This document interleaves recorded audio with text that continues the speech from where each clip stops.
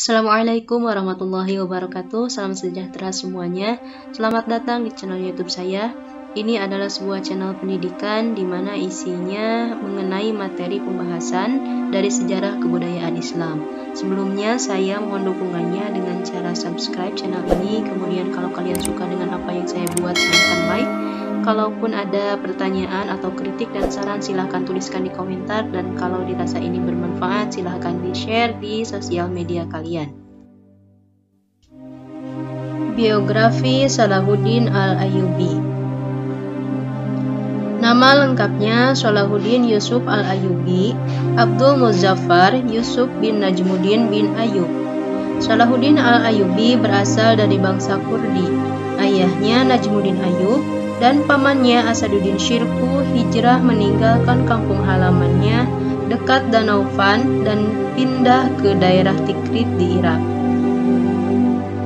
Salahuddin lahir di Benteng Tikrit, Irak tahun 532 Hijriah atau 1137 Masehi. Ketika ayahnya menjadi penguasa benteng Saljuk di Tikrit, saat itu baik ayah maupun pamannya mengabdi kepada Imaduddin Zangki, gubernur Saljuk untuk kota Mosul di Irak. Ketika Imaduddin berhasil merebut wilayah Baalbek, Lebanon tahun 534 Hijriah atau 1139 Masehi, Najmuddin Ayyub ayah Salahuddin diangkat menjadi gubernur Baalbek dan menjadi pembantu dekat Raja Suriah Nuruddin Mahmud. Pendidikan masa kecilnya, Salahuddin dididik ayahnya untuk menguasai sastra ilmu kalam, menghafal Al-Quran dan ilmu hadis di madrasah. Dalam buku-buku sejarah dituturkan bahwa cita-cita awal Salahuddin ialah menjadi orang yang ahli di bidang ilmu-ilmu agama Islam atau menjadi seorang ulama. Ia senang berdiskusi tentang ilmu kalam, Al-Quran, fikih, dan hadis. Selain mempelajari ilmu-ilmu agama, Salahuddin mengisi masa mudanya dengan menekuni teknik perang, strategi, maupun politik. Setelah itu, Salahuddin melanjutkan pendidikannya di Damaskus untuk mempelajari teologi Sunni selama 10 tahun dalam lingkungan istana Nuruddin. Dari kecil sudah terlihat karakter kuat Salahuddin yang rendah hati, santun, serta penuh belas kasih. Salahuddin tumbuh di lingkungan keluarga agamis dan dalam lingkungan keluarga kesatria. Dunia kemiliteran semakin diakrabinya setelah Sultan Nuruddin menempatkan ayahnya sebagai kepala divisi milisi di Damaskus. Dan pada umur 26 tahun, Salahuddin bergabung dengan pasukan pamannya yaitu Asaduddin Syirkuh dalam memimpin pasukan muslim ke Mesir atas tugas dari gubernur Suriah yaitu Nuruddin Zangi untuk membantu Perdana Menteri Daulah Fatimiyah yaitu Perdana Menteri Syawar menghadapi pemberontak dan penyerbuan tentara Salib. Misi tersebut berhasil.